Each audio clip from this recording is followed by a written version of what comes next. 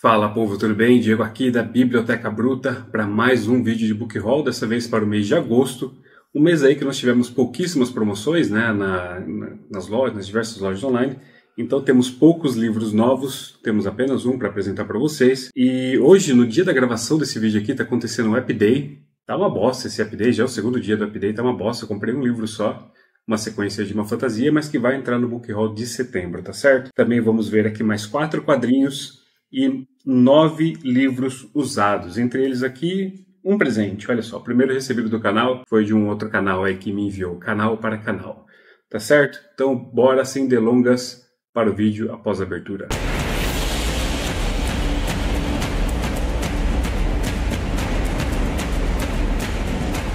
Bom, começando então com um livro novo, o único livro novo, né? É um livro importado, é um livro em inglês de uma fantasia que eu já estou colecionando há um bom tempo. Estou falando aqui então da fantasia do Glenn Cook, The Many Deaths of the Black Company, livro número 4, que compila aqui, acho que são 10 ou 11 histórias da Companhia Negra, né? Esse daqui é o 4º livro. Eu tenho aqui também o 2º livro, The Books of the South. Eu acho lindo essas capas aqui. O 3º livro, The Return of the Black Company. Olha aí. E o 1º livro, né, saiu aqui no Brasil, que é a trilogia da Companhia Negra, com seus volumes 1, 2, 3. Saiu aqui A Companhia Negra. O 2º volume é Sombras Eternas. E o 3º e último volume é A Rosa Branca. Lá nos Estados Unidos, esses 3 volumes aqui também saem compilados dessa forma, tá? Aqui, por exemplo, ó, no Return of the Black Company, a gente tem 2 livros, Bleak Seasons e She is the Darkness. Aqui nós temos 3 livros, ó. Shadow Games, Dreams of Steel e The Silver Spike. E nesse último livro aqui que completa a série, então, nós temos Water Sleeps e Soldiers Live. Galera, é uma série que eu gosto muito, tá? Infelizmente aqui no Brasil, assim, felizmente e infelizmente. Felizmente ela vendeu bem o suficiente para que a trilogia fosse concluída, né? Então aqui nós temos um arco de histórias, começo, meio e fim, fechado. Pode ir atrás. Nós temos aqui o grandpa, o papa, o vovô das fantasias grindarks que eu tanto gosto, né? O pessoal vive pedindo aí malazano, toda editora vai lá, faz uma postagem sobre fantasia, traz malazano, traz malazano, traz malazano. Kiko Stiviari, que sempre mais fala que inspirou ele, Companhia Negra e Você, a gente tem disponível aqui no Brasil. Ainda tá fácil de achar, tá? Vira e mexe, encontro em sebo, aparece para mim em estante virtual, alguma coisa assim. Tá aí girando entre 20 a 50 reais cada volume. São livrinhos pequenininhos, com uma diagramação bem grande, assim, muito rápido de você ler. A escrita do Glenn Cook não é das melhores, tá? Ele é bem truncado, principalmente no 1º volume, mas a partir do 2º volume dá uma melhorada, tá? Então aqui a gente vai ter um mundo aqui, a gente vai acompanhar alguns mercenários, nesse 1º volume aqui, né? Nesse 1º ciclo, a gente vai acompanhar então os mercenários, que eles estão ali no sul de um continente, eles vão ser contratados por uma rainha lá do norte, uma deusa, na verdade, do norte renascida, para lutar a guerra por ela, né? E ela tem, como eles são mercenários, eles não estão nem aí para que lado eles estão lutando, estão pagando, eles estão lutando, eles vão. Só que essa deusa, ela está aniquilando todo esse continente do norte. Ela tem ali seus apóstolos, são 11 ou 12 apóstolos, se eu não me engano. Eles parecem múmias, assim, eles parecem ser mumificados, eles têm grandíssimo poder, essa rainha também tem muito poder, e você não sabe de que lado que ele está. Por quê? Porque essa mulher, ela está aniquilando todo esse reino do norte, porque ela quer unificar tudo ele, quer pegar toda a força desse reino do norte, porque ela está se preparando pela vinda do dominador, que é o marido dela, que é o mal maior ainda. Então nós temos aqui mercenários lutando por uma deusa má para enfrentar um deus mais mau ainda, mais maléfico ainda, né? E a gente vai ver aqui toda a dinâmica desse grupo, tem personagens fantásticos, o Chagas, o Elmo e tantos outros. E nós vamos ver, a dinâmica desse grupo é muito boa e conforme vai passando aqui os livros, você vai se apaixonando por esses personagens e você vê toda essa dicotomia deles. O que a gente está fazendo, tá certo o que a gente está fazendo. Há um certo romance ali ou não entre o Chagas e uma pessoa aí do lado do mal. Como que ele enfrenta isso? Há a promessa de uma garota prometida que talvez possa acabar com tudo isso. Será que eles vão conseguir achar e proteger essa garota? Tem diversas coisas aqui ocorrendo. Esses apóstolos aí, alguns são fiéis ao dominador, outros são fiéis à dama. Você nunca sabe quem é quem está do lado do quê. Sempre que esses caras aparecem, além de eles serem múmias, eles andam em tapetes voadores. Onde vocês viram tapetes voadores em fantasia ultimamente? E nós estamos falando de uma fantasia da década de 80, né? E, cara, assim, muito bom. Entendo quem não gosta por causa da escrita do Glenn Cook, entendo mesmo, tá? Mas se vocês conseguirem passar essa barreira, vocês vão encontrar aqui uma fantasia muito boa, muito divertida e que vai ficar com vocês aí, principalmente se vocês gostam de Grimdark, né? E aí, como dito, né, terminando esse arco, eles temos aqui os The Books of the South, depois o The Return of the Black Company, e por último esse livrinho que me faltava aqui, que é o quarto ônibus da Companhia Negra, The Many Deaths of the Black Company. Não vou ler a sinopse, senão vai ser uns baita de uns spoilers, certo? Então tá aqui, agora eu tenho toda a saga da Companhia Negra completa aqui pra mim. Falta agora começar a ler esses em inglês, né? Olha, galera, aliás, deixa eu mostrar isso aqui pra vocês. Ó, essas edições americanas aqui, ó, são baratíssimas, são feitas para serem extremamente baratas, são moles pra caramba, abrem fácil, né? Pelo menos isso é muito bom. Mas olha a finura da capa, uma cartolina aqui, basicamente. E foi ficando pior, né? A primeira aqui ela é bem amarelada, não sei se vocês vão conseguir ver. A segunda já está mais branquinha. Essa terceira aqui, as folhas já estão totalmente brancas. As folhas também são finas, quase aquelas folhinhas de Bíblia, assim. Tudo feito para ficar barato, tá? Não tem mapa, não tem nada de extra aqui. O máximo que tem é os capítulos começarem com esses símbolos aqui. E é isso. Pau na máquina, tá certo? Vamos ver se algum dia eu começo a ler isso daqui e vou comentando com vocês, tá bom? Continuando então aqui agora, entrando finalmente nos usados. Finalmente, só teve um livro novo, né? Que finalmente. O primeiro que eu vou falar com vocês aqui então é Jack Higgins e o livro O Cabo do Trovão. Eu acho linda, lindíssima essa capa aqui. Esse livro até eu consegui adquirir com a ajuda da Mariana, se eu não me engano, lá do grupo do Rodrigão. Eu comentei em um stories que eu fiz lá no Instagram que eu tava procurando esse livro aqui do Jack Higgins. E ela mostrou pra mim onde tinha e eu fui lá e peguei. Nossa, tava barbado, acho que 7, 10 reais, alguma coisa nesse sentido. Bom, aqui é o segundo livro da série do Jack Higgins, da série do Sean Dillon, escrito pelo Jack Higgins. Essa série já tem uns 20, mais de 20 livros, vou deixar o número correto aqui. E no Brasil saíram apenas os 15 primeiros. Ah, mas uma série incompleta? Mais uma série incompleta, mas é um thriller militar, tá, galera? É um thriller de ação. Cada livro aqui tem uma história com começo, meio e fim que se encerra nele mesmo. Você pode até pegar aí alguns volumes de forma aleatória, né? E recomendo que você leia o primeiro, mas você pode muito bem pegar um volume aleatório e ler, e você vai entender tranquilamente. Dessa série aqui, eu tenho uns 8 ou 9 volumes aí meio pulado. Eu já li o primeiro volume. Cadê? Tá aqui.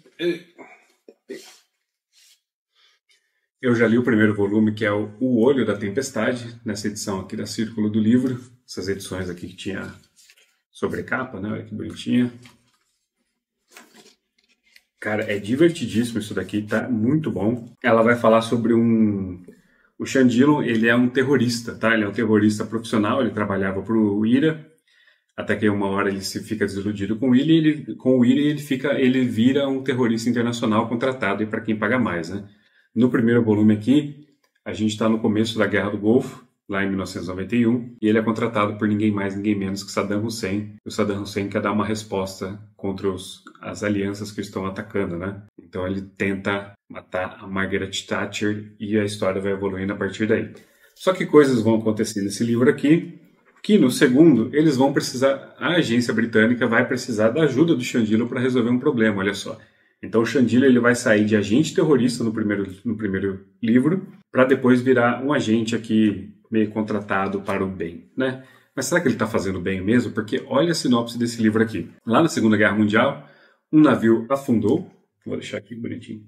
Lá na Segunda Guerra Mundial, um navio não. Esse submarino aqui afundou. Só que ele não era um submarino qualquer, ele era um submarino... Eita. Só que ele não era um submarino qualquer, ele era um submarino que estava carregando segredos, grandes segredos lá do Terceiro Reich, certo? Lá do Bigodinho. Por causa disso, então, um dos documentos que estavam lá poderia causar muitos problemas para a família nobre, para a família real britânica. Porque em um desses documentos, o Duque de Windsor assinava concordar que, caso a Alemanha vencesse a guerra, ele concordava em assumir o reino da Inglaterra, certo? Ou seja, ele tinha um acordo com os nazistas. Esse documento não pode vir a público, então Sean Dillon vai ser chamado pela agência britânica, apesar de seus pesares, para tentar destruir esses arquivos. E aí, será que ele vai conseguir? Logo, logo também tem resenha disso daqui no canal, tá? Logo, logo. O próximo livro é então mais um livro de detetive aqui, É um livro de detetive, estamos falando de Duelo Final de Elmore Leonard. Para quem já viu meu Bookshelf Tour, viu esses livros lá, né? Mas foram todas aquisições bem recentes, tá? Aqui, então, a gente vai ter um livro que serviu de inspiração até para aquela série Justificado Cidade Primitiva. Se eu não me engano, tá na Disney Plus. Justificado Cidade Primitiva é spin-off da série Justificado. Essa série Justificado eu gostei bastante. Assim, terminei assistindo, né? Já assisti até a 4ª temporada. Tava gostando bastante com o Timothy Olyphant. E esse livro aqui, apesar de não ser um livro do Raylan Givens, né? Que inspirou a série Justificado, ela foi usada como base para a série Justificado Cidade Primitiva. Justificado, né? Bom, mas enfim, o que vai se tratar aqui? Um juiz aí muito odiado, tanto pelo pessoal que segue a lei, como, né? Pelos agentes da lei, como pelos agentes do crime, vai ser assassinado junto com uma outra mulher, também uma civil comum, também vai ser assassinado em algum outro ponto da cidade. Aparentemente esses crimes não têm conexão. Mas o detetive aqui, se não me engano, se chama Cruz, alguma coisa Cruz, ele vai ver uma certa conexão entre esses dois crimes e ele vai começar a achar ainda que é um criminoso antigo já, que é conhecido dele, um cara muito louco, que conseguiu escapar da justiça aí por algumas manobras judiciais e está na rua novamente. Então vai começar essa perseguição para este duelo final, tá certo? Bom, o segundo livro aqui então, o terceiro livro aqui é Os Cães de Riga, do Henning Mankell. Esse daqui é o segundo livro da série de detetive Kurt Wallander. Esse Kurt Wallander é bem famoso, principalmente lá na Europa, né? Tem bastante, acho que se eu não me engano, tem pelo menos umas 2 ou 3 séries, umas séries bem longas, bem grandes por lá. Infelizmente não estão disponíveis aqui no Brasil. Eu acho que tem na Netflix uma série chamada O Jovem Wallander. Então ele é um detetive muito famoso lá na Europa. A história toda se passa na Suécia. O Wallander aqui nesses livros ele tem mais ou menos 50 e poucos anos. Eu já li o volume 1, tá? Antes que eu me esqueça, eu já li o volume 1, que é Os Assassinos Sem Rosto, li esse ano. Não achei nada de espetacular, tá? Mas gostei o suficiente para querer continuar lendo sobre o personagem, principalmente para ver se eu entendo o que fez ele ser tão conhecido assim e admirado por lá, né? Aqui a gente vai ter uma história nesse primeiro volume aqui, a história vai ser de um casal de idosos que vai ser assassinado no interior da Suécia, e a última palavra da mulher que morreu, né, da senhora que morreu, ela só solta assim, estrangeiro. Então começa-se uma investigação sobre quem assassinou ela. Aqui é 1990, então a União Soviética já está no fim, bem no finzinho ali, prestes a cair, se não me engano, ela cai em 1991, né? E para você ver aqui, eles já estão tendo problemas com imigrantes, né? E ele não quer deixar esse caso virar mais um problema, mais uma revolta contra a imigração em massa que está acontecendo ali na época. Só que essa imigração aqui ela é menos de norte-africanos e islâmicos e ela é muito de pessoas do leste europeu. Então, aqui, assim, eu já achei que seria uma história sobre preconceito racial, né? Mas no fim, conforme ele for explicando aqui na história, na verdade não, é um preconceito com as pessoas que vêm de países comunistas, né? E que estão fugindo do comunismo, né? Mas elas chegam lá e ratam sempre o mesmo problema, né? Moradia, dinheiro que vai para essas pessoas, e, enfim, toda uma série de discussões aqui, pontos válidos de todos os lados, e por aí vai. Então aqui foi interessante nesse sentido, né? Fora isso, o Wallander também, como eu falei, já é um cinquentão, meio bebum, tá divorciado, ele ama e odeia a ex-mulher dele ao mesmo tempo, a filha dele não se dá bem com ele, a filha dele também está casando com um imigrante africano negro, ou ele é um francês negro, já não me recordo direito. Enfim, ele está passando por uma série de problemas aqui. Já aqui em Cães de Riga, ele está querendo mudar de profissão, se aposentar. 2 corpos vão aparecer, entrelaçados entre eles. E aparentemente esses corpos aqui eles são de cidadãos da Letônia com ligações com o KGB. Então ele vai ter que ir para a Letônia, um país soviético, para fazer parte, ajudar nas investigações nesse caso aqui, né?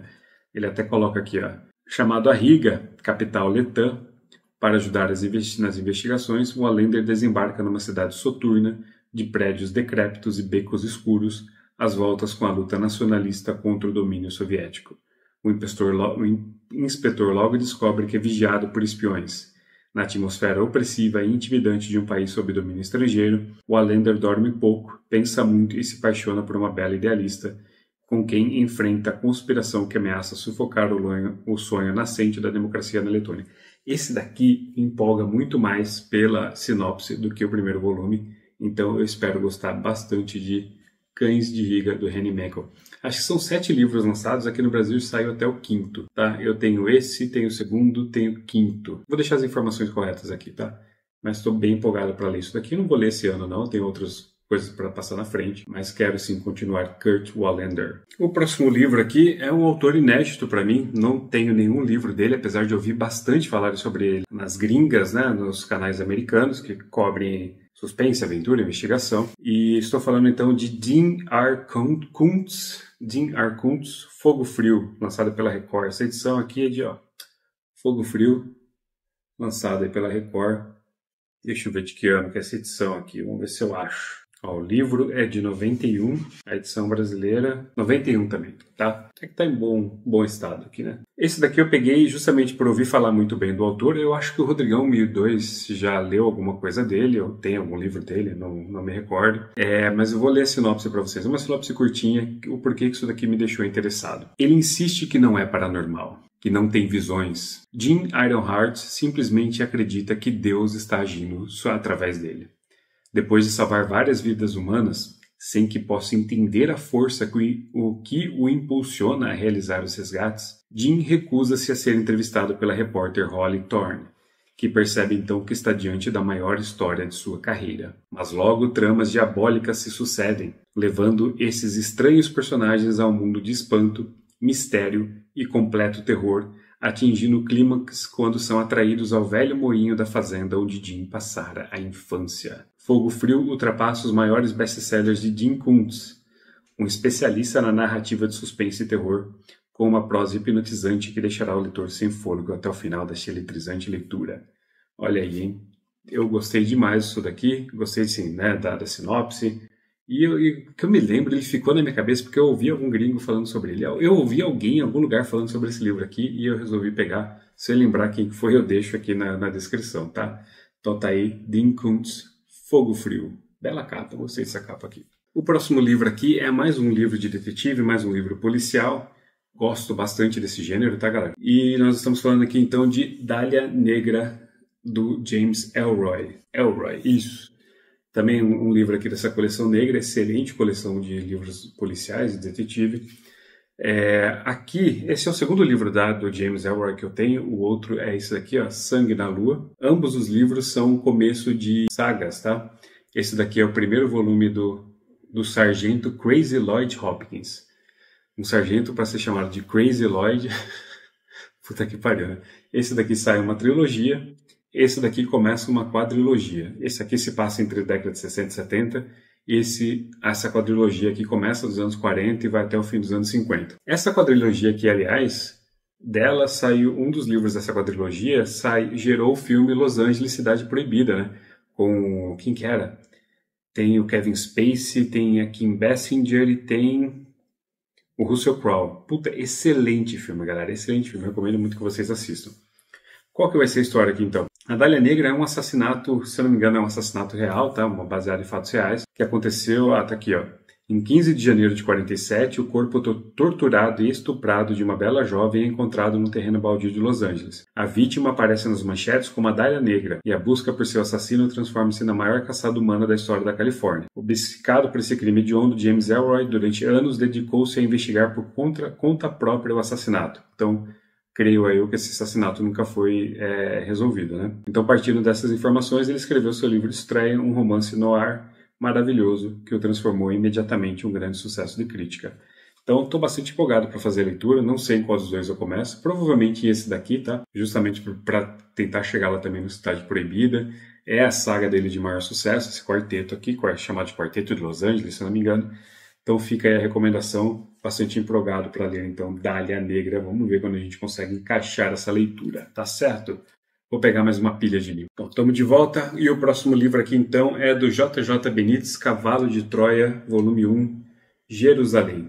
Aqui a gente vai ter, então, um misto de ficção histórica com ficção católica, cristã, com ficção científica, porque vai contar a história de um cara que participou de um programa militar nos Estados Unidos, e eles conseguem voltar no tempo, né?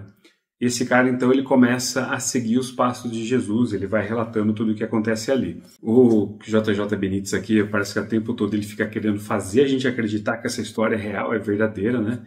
É lógico, trata-se tudo de ficção. E aqui é uma baita de uma pilha de leitura. Esse livro aqui foi um presente lá do meu amigo Andrew, do Arsenal Books, ele mandou para mim. Eu gosto muito de caçar livro, tá, galera? Eu gosto muito de completar coleções, assim. Então, se eu sei que alguma série vai me interessar, ainda que eu não tenha lido e eu vou achando os volumes, eu vou pegando mesmo, eu gosto de colecionar. E se eu não gostar da série, eu acho muito mais fácil vender uma coleção completa do que tentar vender separadamente volumes quebrados aí, né?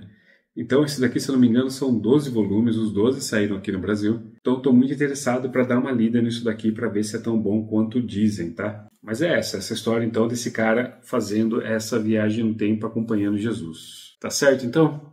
Vamos para o próximo. Temos aqui agora duas fantasias nacionais. Estamos falando, então, de Filhos do Éden e os livros 1 e 2, Herdeiros de Atlântida e Anjos da Noite. Ambos também peguei o sebo, ambos também, já se vocês tinham a Bookshelf Tour, também estavam lá. A Bookshelf Tour eu gravei imediatamente após pegar esses livros aqui, né? E eles são histórias que se passam antes do primeiro livro dessa série, do Edward Spore, né? Antes da Batalha do Apocalipse.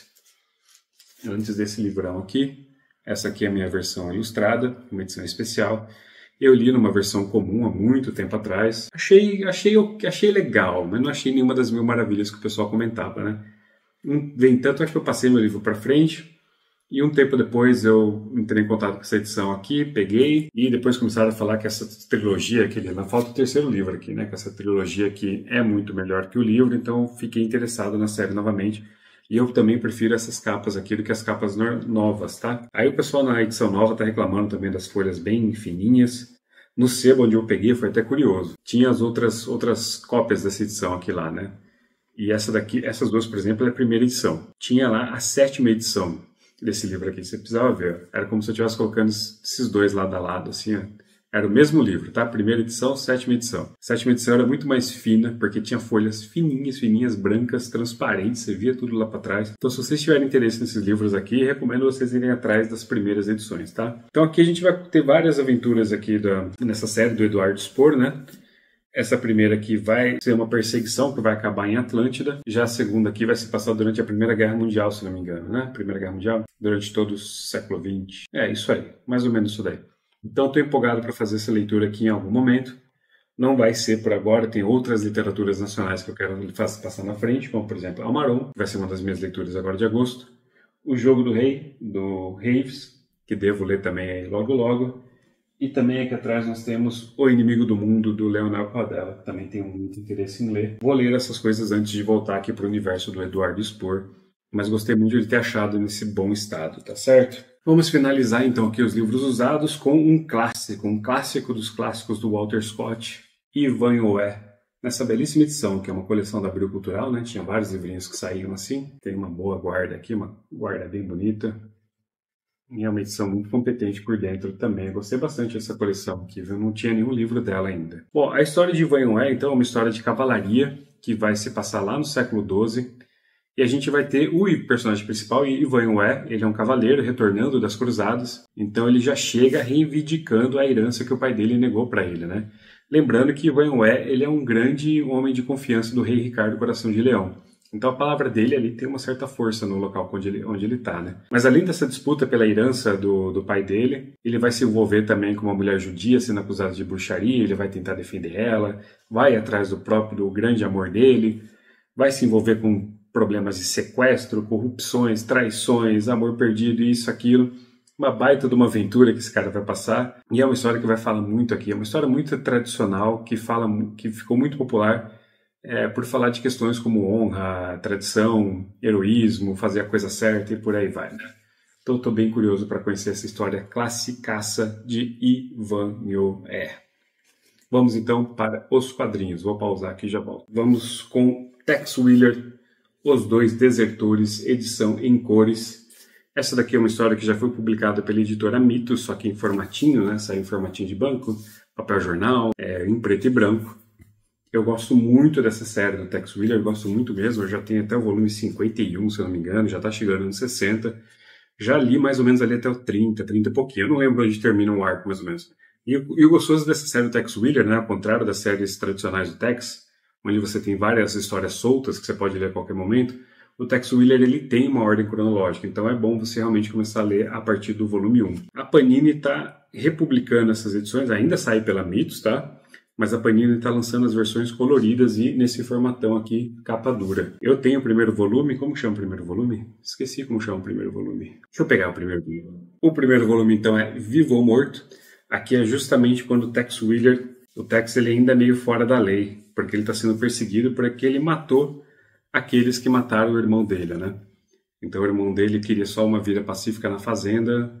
Sim, algumas pessoas tentaram envolver ele em alguns perigos, e então ele vai atrás dessas pessoas. E aqui ele já está sendo perseguido por caçadores de recompensa. Muito bom, tá? Já li os dois. E aqui também nós temos uma outra história. Essas recolorizações aqui, às vezes eu gosto muito, às vezes eu não gosto tanto. Eu fico com a impressão de que as cores ficam meio lavadas às vezes, sabe? Ficam meio pastéis assim, não é tanto do meu agrado. Mas, em compensação, poder acompanhar Tex nesse formatão aqui com o traço os artistas de Tex são sempre muito bons, tá? E poder ver essa arte aqui num formato maior, em vez daquele formatinho papel jornal, cara, nossa, só isso aqui já vale muito a pena.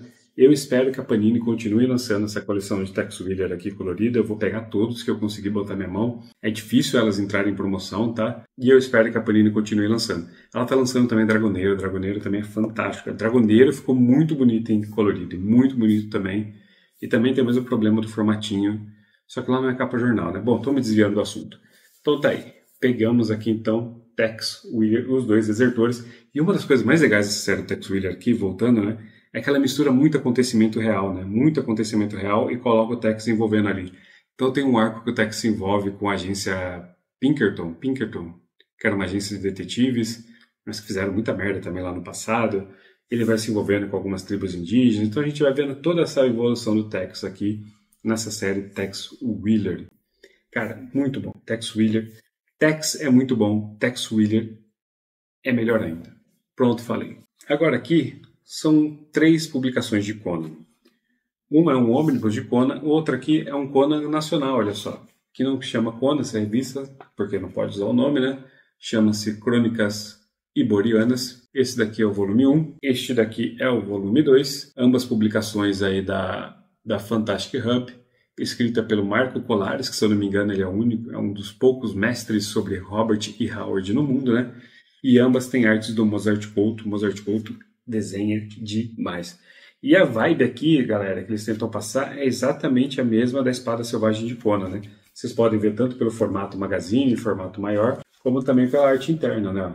Sempre em preto e branco, sempre tentando pegar essa imagem mais clássica do Conan também, né? E o Mozart Couto, ele tem um traço também muito bonito, muito ágil. Eu tenho aquela revista Bracan dele, que eu tô louco para começar a ler.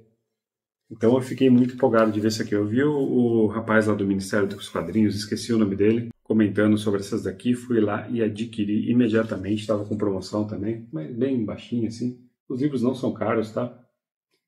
Então fica aqui a recomendação de uma espada selvagem nacional, escrito aí por um PhD, um mestre em Conan brasileiro, tá certo? O canal dele no YouTube é muito legal também, eu vou deixar o link aqui, confiram lá. E esse cara tem ajudado bastante com as edições brasileiras, viu? Ele ajudou nas edições de Conan do Pipoca e Nanquim. Se eu não me engano, ele ajudou a trazer o Elric aqui também, pra cá também, né? Então a gente deve um pouquinho pra esse cara aqui. Tá certo? Vamos ler logo, logo Crônicas Iborianas. Tá no volume 2 ainda, viu? E por fim, mais uma edição de Conan aqui. Dessa vez, nós estamos falando do ônibus número 9 de Conan o Bárbaro. Olha, ei, reflexo vagabundo. Aê!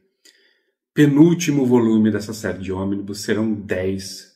Finalmente está acabando isso daqui. Vamos reexplicar para a galera, né? Já expliquei num outro vídeo. Conan tinha 2 publicações na época, tinha Conan o Bárbaro e tinha a Espada Selvagem de Conan. Quais eram as diferenças? Conan o Bárbaro saía em formato comics tradicional, colorido, e ele seguia as regras do Comic Code Authority, né? Que limitava muita coisa que se podia fazer ali, porque se botou na ideia que quadrinhos era coisa para crianças e para adolescentes, então coisas mais violentas, sexuais não podia acontecer. Para poder fugir dessa coisa, criou-se a Espada Selvagem de Conan, que vinha nesse formato magazine, vinha em preto e branco, e aí estava liberado para colocar o que se quisesse lá, porque não entrava no que o próprio código classificava como quadrinho, né? Então aqui a gente tem a reunião de todas essas histórias. São 27 histórias compiladas aqui. Eu não gosto muito de abrir esses ônibus aqui, tá, galera? Porque eles têm sobrecapa, e para essas sobrecapas estragarem é muito fácil. Mas para o vídeo vamos abrir, né? Vamos mostrar para vocês a arte. Muita gente parou de comprar esse ônibus aqui lá pelo volume 4 ou 5, não sei, que dizem que é a fase prime dessa revista, né? Eu, como sou verme colecionador, continuei em frente, continuei comprando, E pelo visto eu não fui o único, porque é a série mais longeva nesse formato ônibus da Panini, né? Muitos ônibus aí estão penando para conseguir um segundo, terceiro volume. Conan já está para chegar no seu 10º.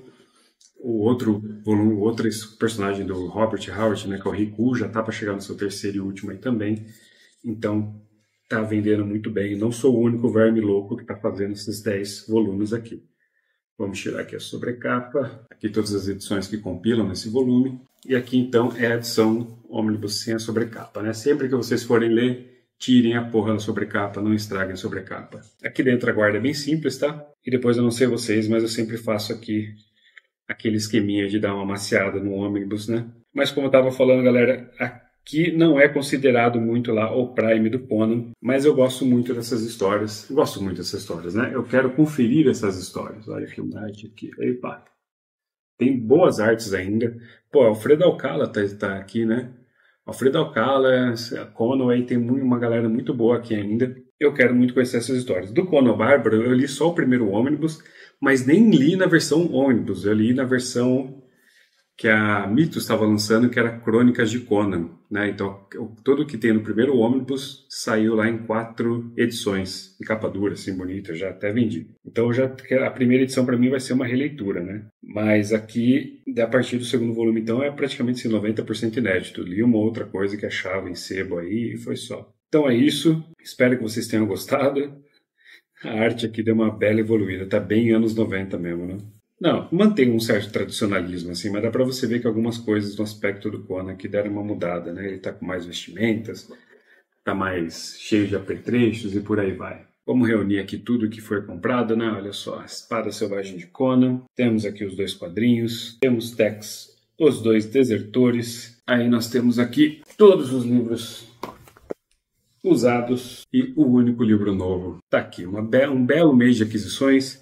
O que eu mais gostei aqui, que eu estou mais ansioso para ler aqui? Eu estou ansioso para ler essas versões aqui do Conan Nacional. Estou muito ansioso também para ler Os Filhos do Éden. Também estou muito curioso para ler aqui, ó, Fogo Frio, esse combo aqui, ó, Fogo Frio, Dália Negra, Os Cães de Riga e Cabo do Trovão.